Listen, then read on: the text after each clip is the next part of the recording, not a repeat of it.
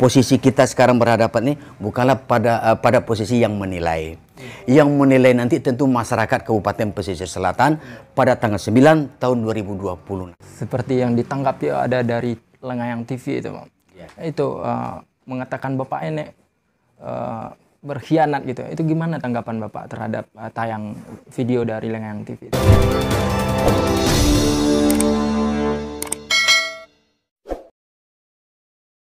Ya, Assalamualaikum warahmatullahi wabarakatuh. Kembali lagi bersama saya Rizwan Ahong.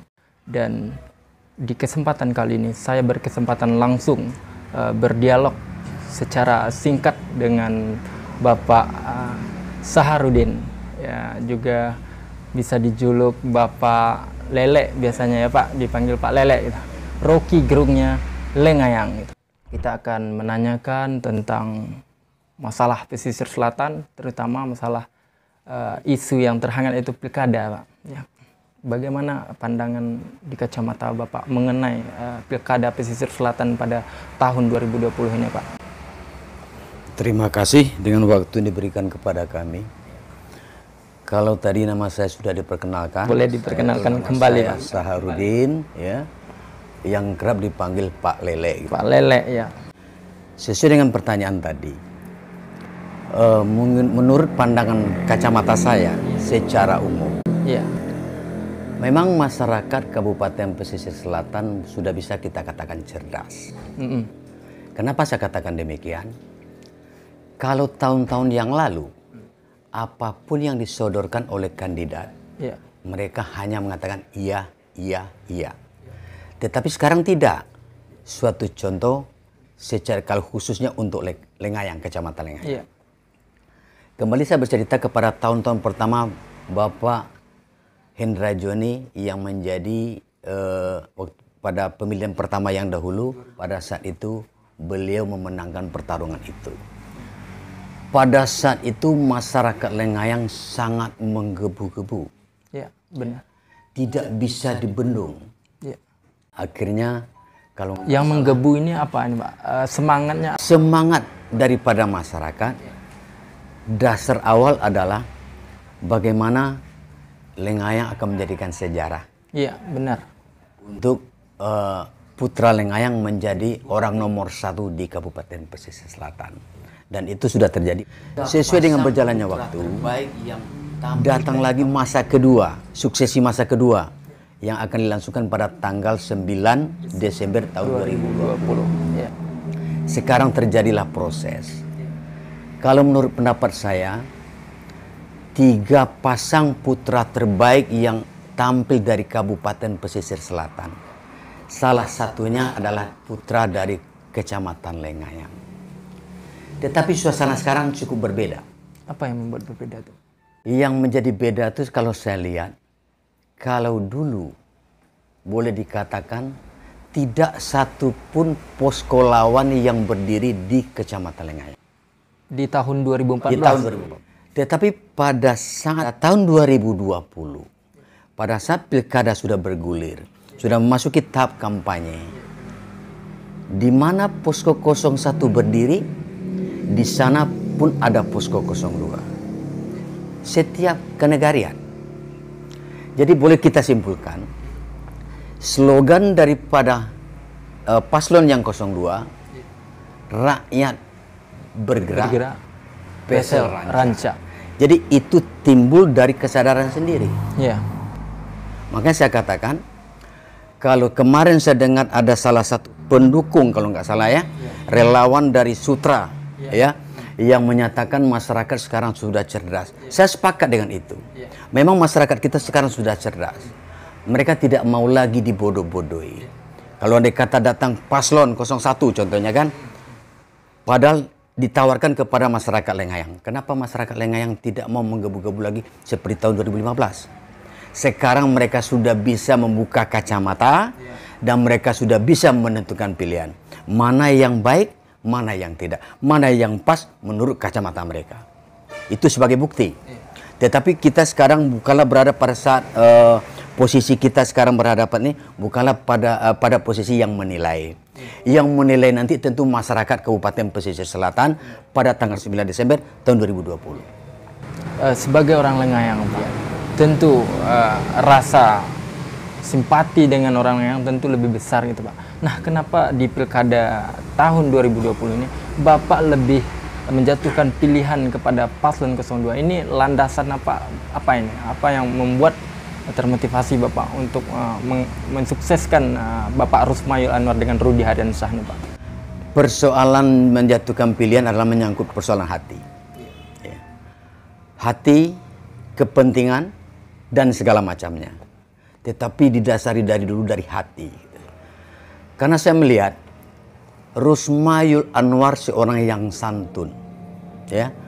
Kalau bagi saya berpikir, apabila seseorang bisa berbicara dengan santun, berarti mereka mempunyai intelektual yang bagus. Ya. Kalau seseorang berbicara dengan yang kasar, berarti itu adalah untuk menutupi kekurangan yang ada pada dirinya. Nah, makanya saya lihat di diri Rusmayul Anwar, yang pertama sekali beliau ini adalah mantan pendidik, mantan seorang guru. Kalau beliau ini berbicara dengan masyarakat, sejuk hati kita. Kalau kita lihat Kabupaten Pesisir Selatan ini kan butuh revolusi akhlak, ya. Kita harus memperbaiki akhlak. Tidak mungkin akhlak seseorang itu kita ajak mereka tidak dengan bahasa yang santun. Saya kasih contoh. Misalnya saya mau menyuruh Bapak lah ya. Pak, tolong ambilkan ini. Dengan bahasa saya seperti itu. Tetapi dengan bahasa yang kedua saya minta tolong ke Bapak. Pak, kalau Bapak tidak sibuk, bisa tidak membantu saya dalam hal ini? Mana mungkin yang lebih pas menurut Bapak? Kacamata dari kata-kata yang dua yang tadi. Ya, tentu nomor 2 ya. Tentu yang nomor 2. Jadi landasan saya berpikir seperti itu. Seperti itu, di samping ya program yang mereka tawarkan ke masyarakat kan memang kebutuhan dasar ya. Persoalan pendidikan, persoalan kesehatan, ya, persoalan ekonomi, ya kan? Itu udah kebutuhan dasar di tengah-tengah masyarakat. Jadi makanya saya tertarik di situ. Setelah itu saya tengok lagi simbol awal. Rakyat bergerak, PSL rancang. Dalam artian, berarti kan betul beliau untuk membangun PSL ini melibatkan masyarakat banyak. Karena beliau dipilih oleh masyarakat banyak. Saya tambah sedikit. Relawan-relawan yang ada di Lakitan, mungkin Kecamatan Lengayang, boleh dikatakan kalau kos politiknya mungkin cukup rendah. Kami sering beriuran. Pada saat kami ketemu di warung, minum teh telur dan segala macam, itu tidak ada duit dari kandidat. Tetapi kami sadar, kandidat kami ini orang yang tidak punya uang. Begitulah kami mungkin tampil. Siapa yang punya uang? Silakan, kita bayar. Berarti ini memang betul-betul masyarakat menyumbang. Masyarakat yang menyumbang. Termasuk Bapak sendiri. Iya. Itu apa tidak ada tekanan terhadap warga Lengayang dengan keberpihakan Bapak dengan pasangan 02 ini gitu. Sedangkan 01 adalah warga asli Lengayang gitu. Kalau tekanan dengan ancaman itu tidak ada. Ya. Kenapa saya katakan tidak ada? Masyarakat Lengayang itu kan terdiri dari bersuku-suku. Yeah. Kalau saya dari suku Jamba, secara kebetulan sama dengan suku Rusmayul Anwar, ya. Dan di sini kan diisi oleh suku-suku. Yang di paslon 01 pun kan ada juga orang suku Jamba yang mendukung itu. Yeah, jadi benar. tidak kan mungkin ada tekanan yang begitu keras, tetapi mungkin seloroh-seloroh di warung yang menyatakan, tapi itu pun juga tidak valid, tapi sering kita dengar. Bagi warga Lengayang yang tidak sejalan dengan pemikiran dari relawan 01, kami ini dianggap berkhianat terhadap paslon 01. Kalau menurut saya itu tidak.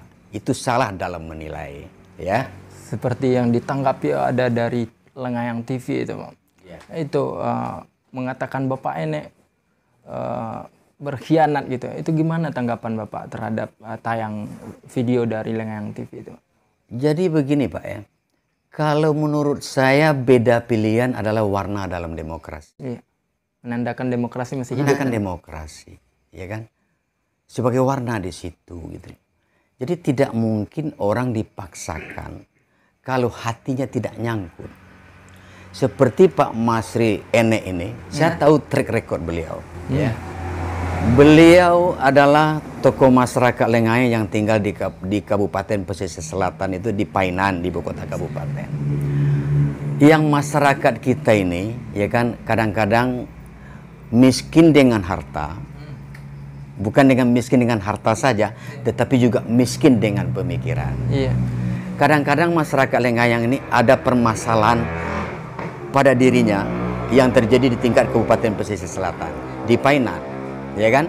Tidak bisa mengurus kakak, tidak bisa, kadang-kadang ada keperluan ke rumah sakit, tidak bisa mengurus persoalan administrasi. Kadang-kadang ada yang pelanggaran, ya kan? Tidak bisa ke Kanit Laka untuk membantu dalam proses penyelesaian, ya kan? Disinilah tampil Bapak Masri Enek tanpa dibayar.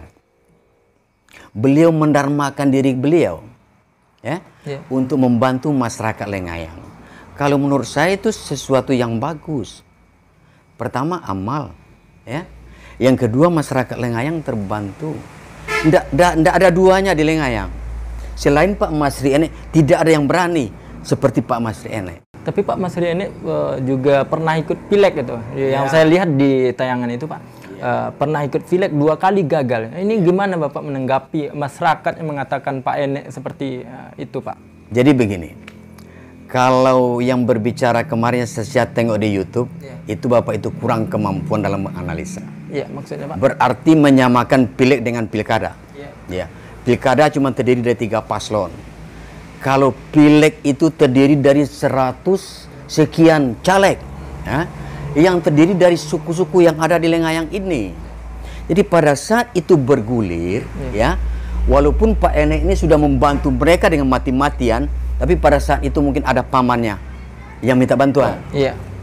Ku basawa ya, ku ciang satu gini ku. Untuk sementara ciang ku bantu dulu. Balo gitu juga saya kan gitu. Yo bahasa kok politik. Itulah yang terjadi. Jadi kalau Bapak itu menyamakan kegagalan Pak Enek dengan sekarang ini, itu jauh berbeda, bertolak belakang itu. Jadi itu bukanlah relawan yang tangguh. Seharusnya kita sebagai relawan itu menutupi, ya, bukan jangan menyerang lawan, tapi juallah program yang ada di kandidat, sampaikanlah itu ke masyarakat, tutupi aibnya kalau ada yang mungkin beredar di tengah-tengah masyarakat. Itulah fungsi kita sebagai relawan. Jadi kami dari Rusmayul Anwar, ya, kalau andai kata mungkin ada yang miring pandangan masyarakat kepada beliau, kita inilah yang tampil ke tengah-tengah masyarakat untuk meluruskannya. Meluruskan dalam hal apa? Meluruskan dengan bahasa-bahasa yang santun.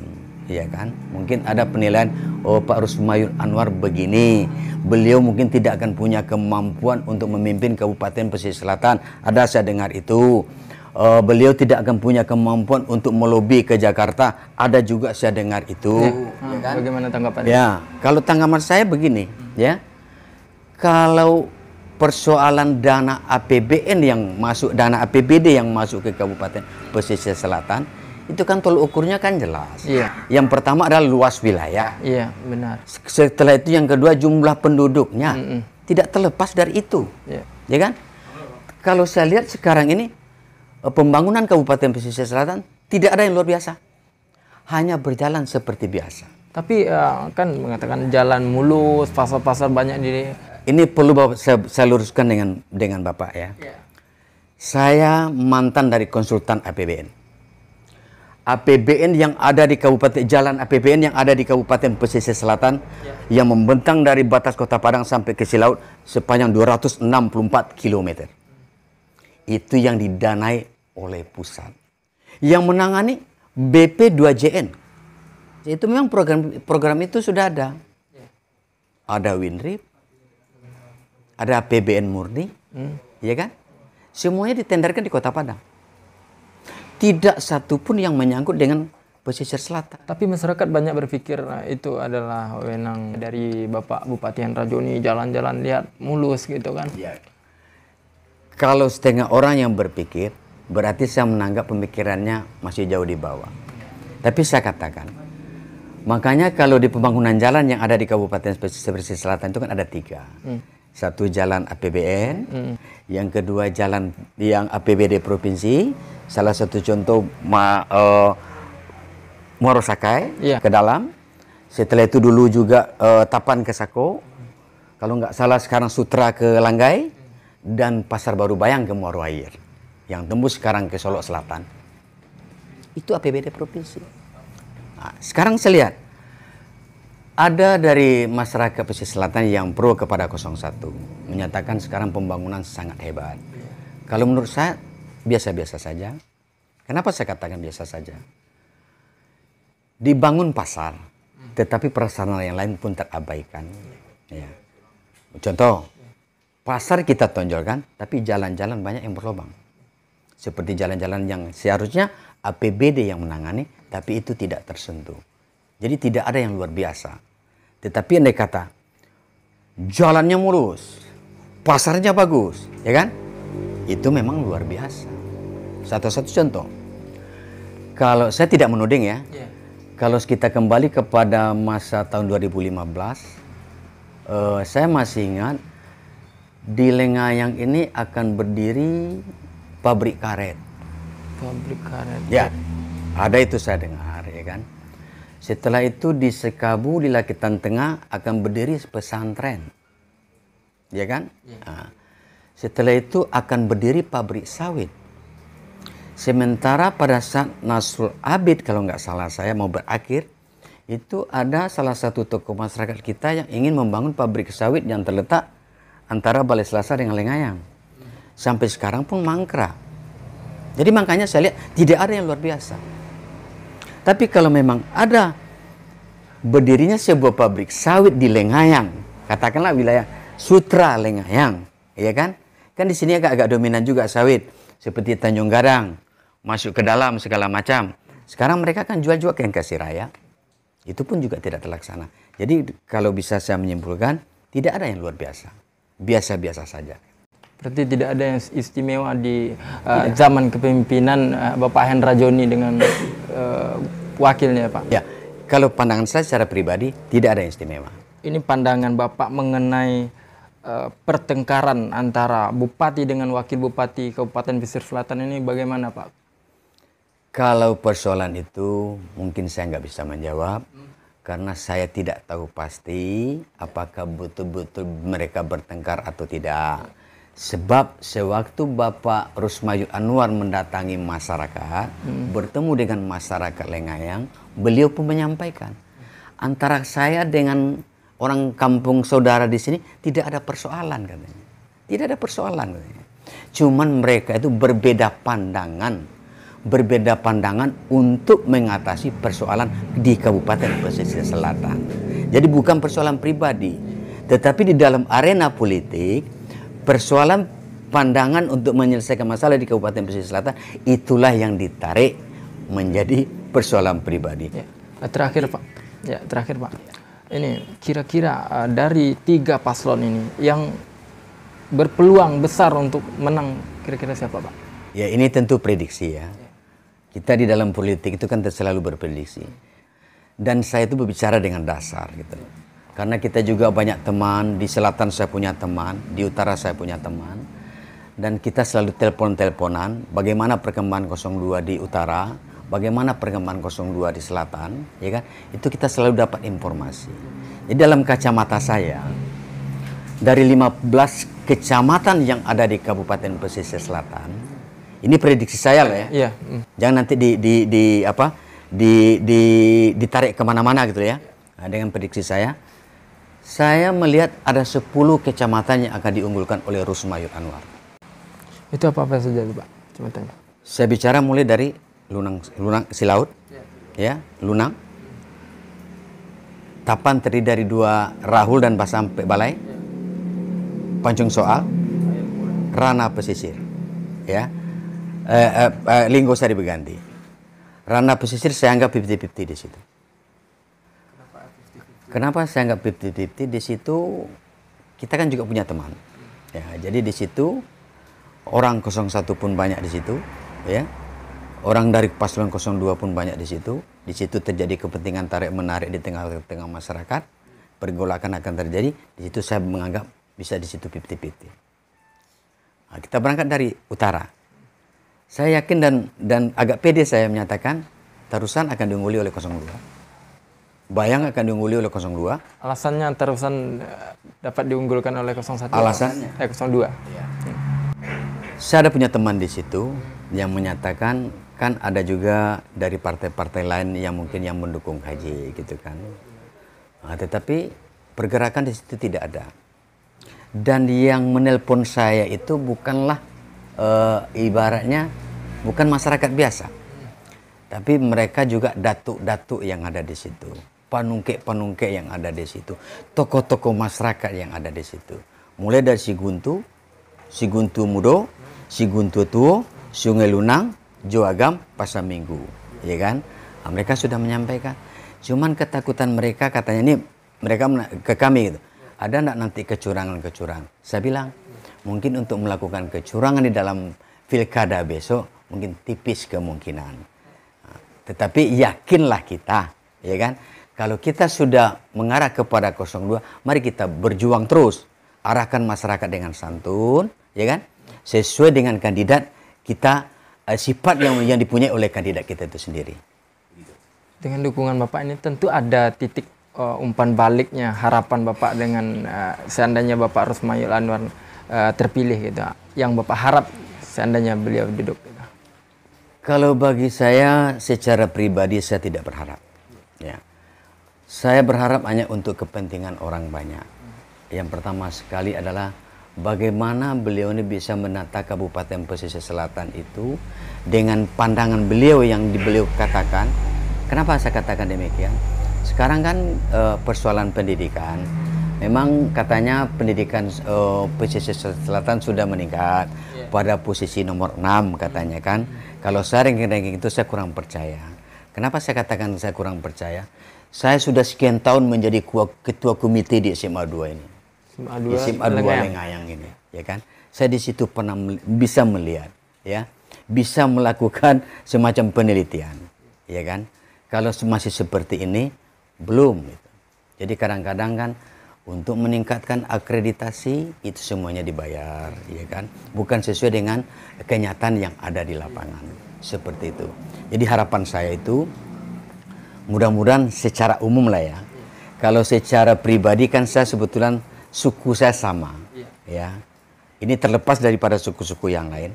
Jadi mungkin saya berharap pada tahun 2020 ini kan suku saya ini kan cukup banyak ini. Orang Jambak ini cukup banyak di Kabupaten Pesisir Selatan. Tapi belum pernah menjadi orang nomor 1 di Kabupaten Pesisir Selatan. Mudah-mudahan dengan doa kami orang Jambak yang banyak ini. Satu visi kami ada di situ. Ya. Mudah-mudahan dusanak kami kok. Atau pakayu kami kok. Memang tercapai cita-citanya. Dan menjadi orang yang amanah nanti di tengah-tengah masyarakat. Terakhir boleh disampaikan harapannya kepada masyarakat Kabupaten Pesisir Selatan pada umumnya, Pak, untuk penutup jumpa kita pada kalau harapan saya kepada masyarakat secara umum, mari kita cerdas di dalam mengikuti pilkada ini. Belum tentu kemasan yang bagus, isinya bagus. Belum tentu juga, ya kan, kemasan itu kurang bagus, tetapi isinya bagus. Jadi cerdaslah masyarakat Kabupaten Pesisir Selatan berpikir, mari kita laksanakan, kita ikuti pilkada ini, tentu dengan harapan kita adalah damai dan tidak terjadi gontok-gontokan dan tidak merusak itu di tengah-tengah masyarakat. Karena kita tahu memang dalam pilkada kan tidak seperti main bola. Kalau main bola ada menang, ada kalah, ada seri. Tapi di dalam pilkada yang ada hanya 2, menang dan kalah. Kalau andai kata menanti mungkin paslon 02 yang kami dukung kami ini menang, dan kami tidak akan melakukan euforia yang begitu meriah. Tetapi mari kita raih kemenangan itu, rayakan kemenangan itu sesederhana mungkin, tetapi khidmat. Itu harapan saya. Oke, terima kasih. Itulah dialog singkat kita dengan Bapak Lele, Rocky Gerungnya Lengayang gitu. Dan semoga apa-apa yang disampaikan oleh Pak Lele ini dapat kita mensimpulkan sebuah kemasan hikmah di dalamnya dan ambil sisi baiknya. Dan jika ada kata-kata kami yang kurang berkenan di hati pemirsa, kami ucapkan banyak maaf. Saya Rizwan mohon pamit undur diri. Saya ucapkan assalamualaikum warahmatullahi wabarakatuh. Waalaikumsalam warahmatullahi wabarakatuh.